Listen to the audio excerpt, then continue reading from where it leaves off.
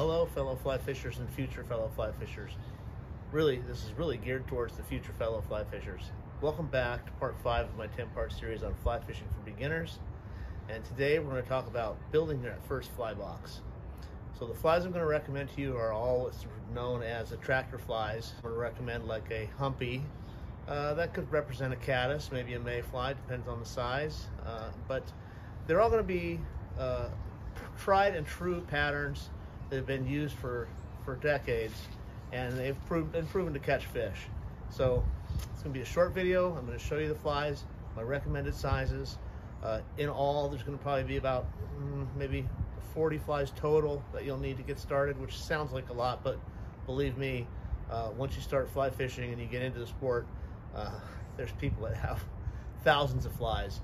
So anyway, I hope you enjoyed this. Thanks for watching, and we're going to get going.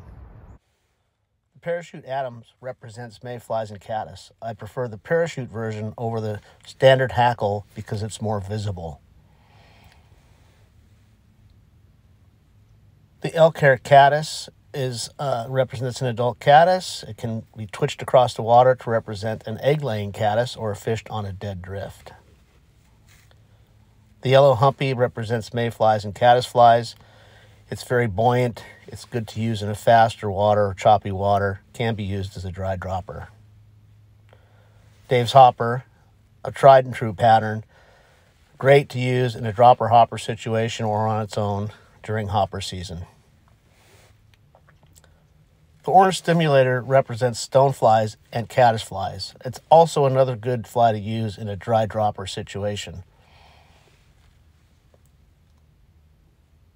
The Chubby Chernobyl is extremely buoyant and another great fly to use as a dry dropper. I don't think it represents a specific insect, but is enticing to fish. Now the Pheasant Tail is a classic pattern. It mainly represents different species of mayfly nymphs. It's a deadly pattern to use, especially on a dry dropper setup for you. Now the gold ribbed hare's ear can represent a multitude of different nymphs, from smaller stoneflies to mayflies to caddisflies. Now the zebra midge represents only a midge, but it is a very effective pattern if you're fishing in the tailwater, and smaller sizes under a dry fly are great. Now the prince nymph can represent stoneflies, some smaller stoneflies, some caddisflies, and smaller mayflies in the small sizes.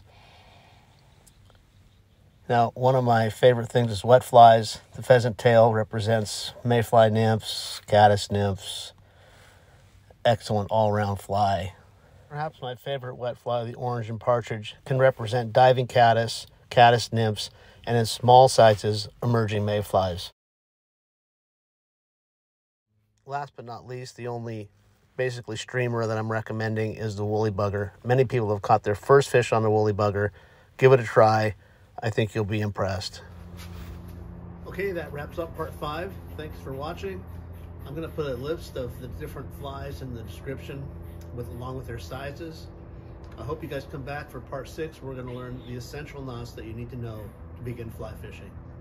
Okay, thanks again, and I'll see you then.